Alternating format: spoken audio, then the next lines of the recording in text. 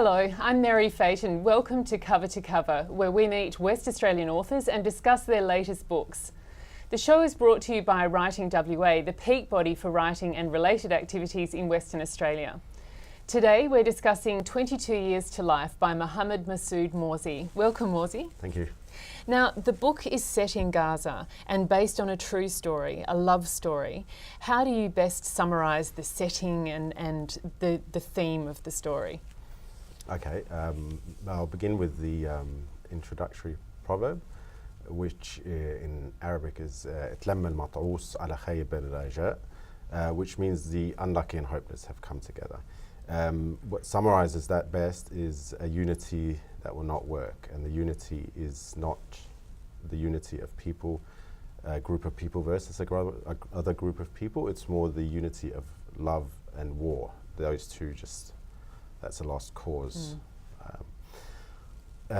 So the story is like you say, it's a love story. It's set in Gaza. It's a love story for us all. It's a story that shows what we can all recognize. You know, normal life.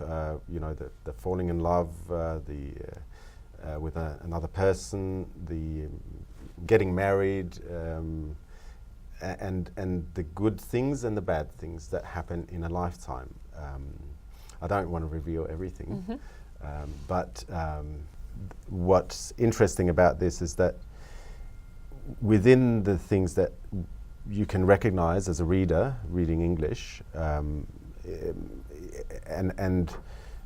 comparing that to the reality of the people living in Gaza, is it's like. It's two opposites. You know, you can relate to the personal story, but you might not be able to relate. Well, you will not relate to the actual reality of people living there. Yeah. The reality of life in Gaza is absolutely beyond imagination for most people in the West. Well, tell me a little bit more about that, because it certainly rattled me reading, having some understanding from reading the book about what daily life is like for people in Gaza. And you and I are agreed that the Israel-Palestine politics are too dense to get into in this conversation and controversial, I guess. But to understand, as you say, the intent of the humanity of the people who are living there, you went there a couple of times as a photojournalist. Can describe what you saw, describe life there. Well, life in Gaza is for the Palestinian people living in Gaza, you can't really compare life there to any sort of normal life because the whole population is under siege. It's pretty much an open air prison. Like the things that we take for granted here in Australia are basically things that you are not sure you'll get when you wake up. That includes everything from water. I think the thing that strikes you the most when you get to Gaza, there's salt water in all the pipes. So because there's no fresh water, so the authorities pump salt water into the pipe for washing your clothes and cooking in, and people either try and boil it to make fresh water out of it, or they'll get, sanitized salt water, desalinized water from certain stations. So it's a mission. So every day is a mission. It's a constant mission to try and just survive. Then the whole environment is an environment of destruction. The Palestinians are unable to rebuild because of the sanctions from Israel. They're simply blocking everything. So no building materials are coming in, so nothing gets rebuilt. And then the psychological impact of having war after war after war have created a feeling of despair. It's just, I think for the children especially, the children are in a space in between reality and some sort of cruel picture of what, like, they have no concept. It's really hard to explain because there's no concept of what life can be. If you're 6 years old and you grow up and the only thing you have seen are 3 wars, and literally the idea they get a lot of love, the children, from their families. Like the cultural patterns are very close. They're very close knit. People are like you and me. This is one of the main reasons I wrote this book, is because I want to show people, well, the people in Gaza, the people in Syria, the people in Iraq, the people here in Western Australia, we're all the same. You know, there's no difference. I've lived all over the world, and I don't really see much difference between you and me. Like if I could put a fly on the wall and say, what's the life of Meri and what's the life of Morsi, they probably look quite similar.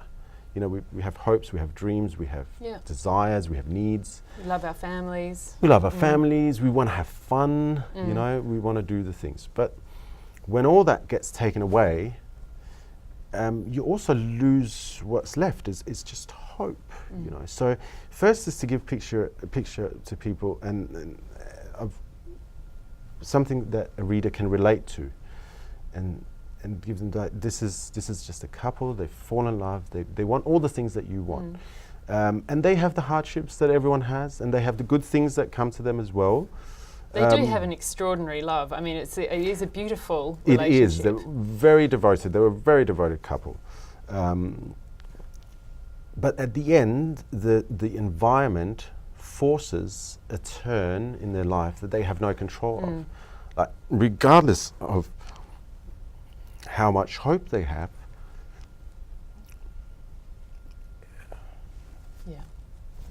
you know? Yeah. I'm interested. Hope gets to a certain point and then it's gone. You're a journalist, so why did you decide to write this as fiction?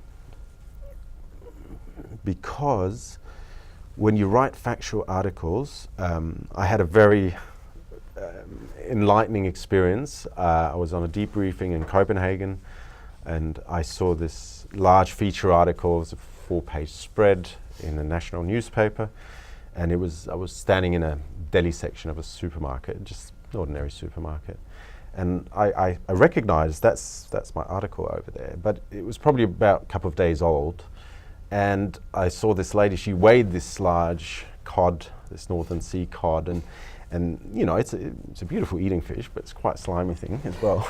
And she put this fish, she slapped it right on this article, and then she wrapped it up, you know, and being detached from that moment in a kind of, it's almost like surreal. It's almost like watching a little still movie, a 5-second still movie of something like a dogma film, you know, of you're zooming in on a fish and it's being wrapped up. But what's being wrapped up is something that you've put your heart and soul in, and you've risked your life, and you've traveled across the world to do a story, and you have felt an empathy for the people that you're actually trying to describe and share this piece of life story with other people. Because a feature, you know, as a journalist, a feature article is a lot more than just an opinion piece or a news piece that just says, well, this is going on. This is more about, like, there's a personal story in there. And it made me realize that I want to do something else. I want to actually put this into fiction, because fiction lasts, and also fiction creates imagination. And I think in this society, imagination, and every society really in the world, around the world right now, there's such a force that's pushing us away from using our imagination. We were just talking about automation before we started the show. We were talking about children are really being put to school now, not using their imagination. What fiction does, what fictional stories do, and especially in the book form, where you've got something physical, you know, we're physical beings, we need a physical story. And when you read a book, it's different from watching a film. There's no editor in between. There's only the author. And I thought, well, being the one that writes the story and having felt what I felt with these people, well, there's no editor in between. This is not a motion picture movie that's in 1.5 hours just entertainment being fed to you. When you read, you have to create yourself a story. And I believe that you read this book, you will create their life in your head, and it will make more sense to you. And when you then read the news or watch the news on television, hopefully your mind will go bollocks, you know, because you know it's not true. And unfortunately, most of the news that you see from Gaza, from Syria, it's pieces of information, often not even verified. It's just hard to give anyone an idea. It's more based on preconceived ideas of what's going on, and it makes people it creates an opinion given to you. Yeah. So that's what news does. It gives you an opinion. It's like a motion picture film. This is what this is. There's no chance for you to say, well, let me look at 6 other languages and form my own opinion. But that's what fiction can do. And yet, I mean, as we said at the beginning, you've taken a true story as the inspiration for this story. The characters, the 2 lovers, the married couple are Fatih and Farida. Yeah. But they're the original people, that story. I mean, that this is your version or your telling or your somewhat fictionalisation of their story. Tell me about the challenges involved in that, because you would have had to have taken some poetic licence. What do you mean by poetic license? I mean that you would have had to have used your imagination for some of the parts of creating the story. Of course. I wrote it in the first person because to write it, one thing is to get a lot of details and events and dates and time periods and when did this happen, when did that happen. That's all the factual stuff. That's all kind of my framework, my building blocks. Then taking that and making it into a story, I pretty much had to put myself in the lead character's shoes. I thought that's the most genuine way I can present this story. Because it's the challenge was to try and feel, which you can't, but you can relate to it from your own experiences, being an observer. But I was never really just an observer as a journalist, because I felt that was just, I share the culture with people there. So I was more than just an observer. You know, I was able to access stories and be very intimate with people that Western journalists would not be able to go to. So. Can you tell me a little bit more about that access? Because that's quite interesting to me, because in both of the stints that you were there, they weren't for very long periods of time. So I was interested in how easily you were able to create those trust connections and get to the heart of people's stories. I can't give away. Tell me what you can tell me. What I can tell you is I like people. I think you would know this. A part of it comes from who you are as a person. When you're in, I could easily be Palestinian and not be I'm a very extrovert person, and when I'm working, I am generally interested. So I believe if you're generally interested in the person that you are seeking information or story from, that person, he or she, will respond to that. They will feel this energy. It's not just blah blah. I can't just go in and go, hey, how are you? We share the same, jargon. Let's talk. It's about a genuine interest, and a genuine interest, especially in the Arab culture. And I say the Arab culture, I should say the Palestinian culture, really, because although we're similar, there's quite a lot of cultural differences. It's a very open culture, but it also, you have to understand the respect of approaching people, and you also have to understand what is your purpose in approaching them. So, and I think for most journalists and photographers there, it's probably more about ambition and recognition. Whereas for me, I was curious. I wanted to know, how is this affecting these people, especially the children? What's going on here? Like, how are they actually coping with watching death every day?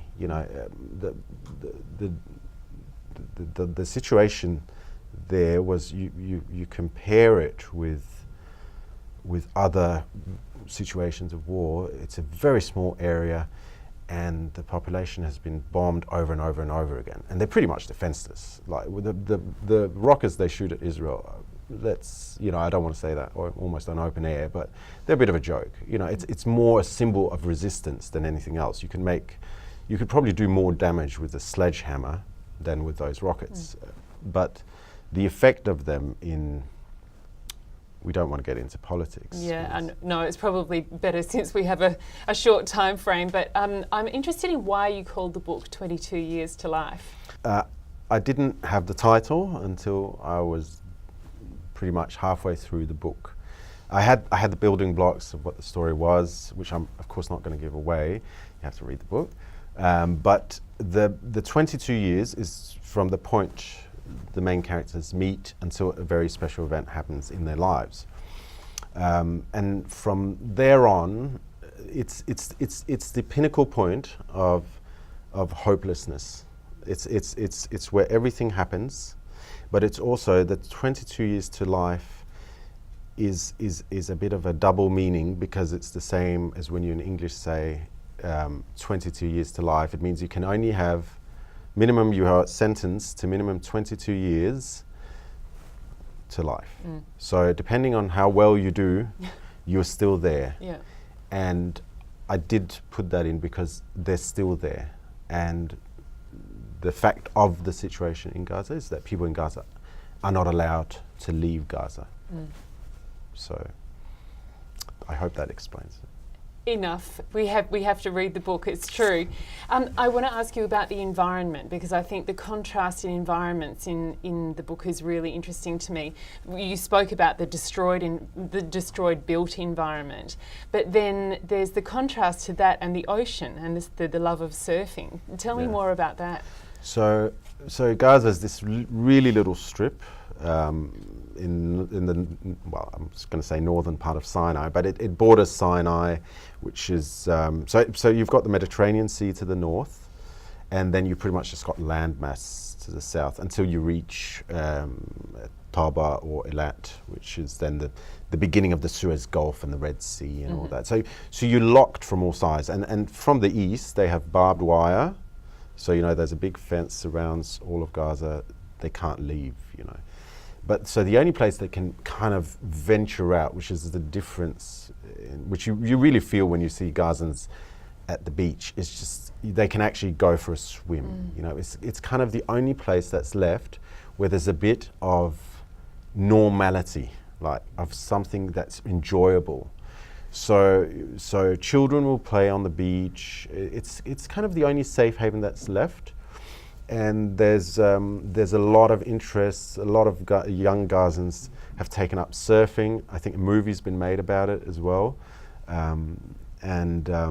You'll see in the weekends, families will be just swimming, eating, playing.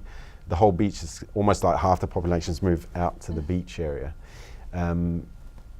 In the sea, the fishermen can only go out, I think it's 5 nautical miles. So when you're standing on the shore, you can kind of line the line of Israeli destroyers that are kind of encircling it.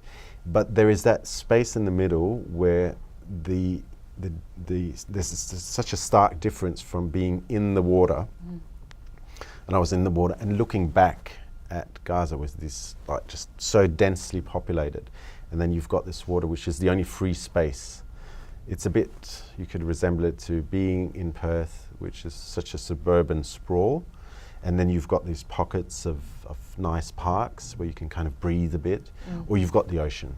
You can go to the ocean, you can go to the bush. Here you've got a lot more opportunities, obviously. Yeah, but it is such a stark contrast it's in the just, book. I know, but it is literally, it is like, there's a line, and the waves break in, and if you don't look back, it almost feels like everything's okay.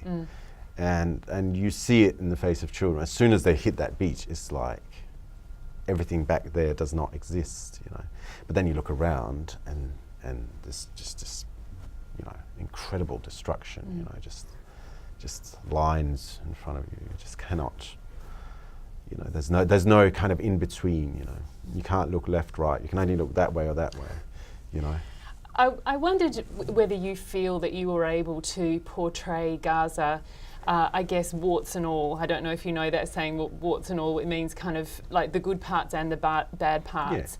To tell this story, that you were really able to paint a fair picture of what you saw there. I feel it's, wrote this story to be a story of two people. And I also, when I put in the environment, I didn't want to paint any rose picture of anyone, really. I didn't want to be political. Of course, you can't avoid that. My allegiance, of course, I think this is a conflict that involves all of us. I don't think the Palestinian conflict is separate from anyone in the world, because it's a violation of the most basic human right, the right to movement, you know, which I think for every human being on this planet, like we had in South Africa, it's important to rise up against injustice. But in writing a book that's fictional and really going through a love story and just kind of giving a very kind of a picture that you can relate to why things can go as bad as they go. I feel I've done that in a way that I'm not trying to say this person's right or this person's wrong. I'm just trying to say this situation is just never going to work, you know, and this is what this causes. Although there's all the things that we can all relate to, when this happens, this is the outcome, action, reaction. So we have to change this. You know, we have to give every human being, man, woman, child on this planet, a place to be. This is our right. Otherwise, why are we here? You know?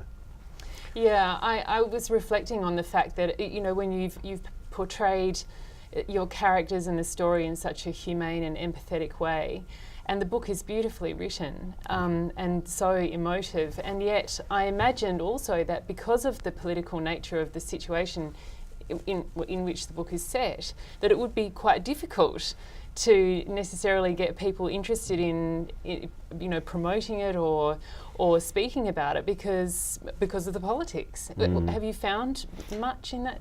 I have, to a certain degree. The book's been very well received, like pretty much Europe, US. I just had a lady from Canada reading it, writing to me, a man from India. So it's great to get it's received really well. I think people might think it's a bit of a political kind hot potato, but it's not, because even the main characters, to survive in a place such as Gaza or such as Syria, your options of survival really depends on how resourceful you are. And I portray that between the main character and one of his best friends.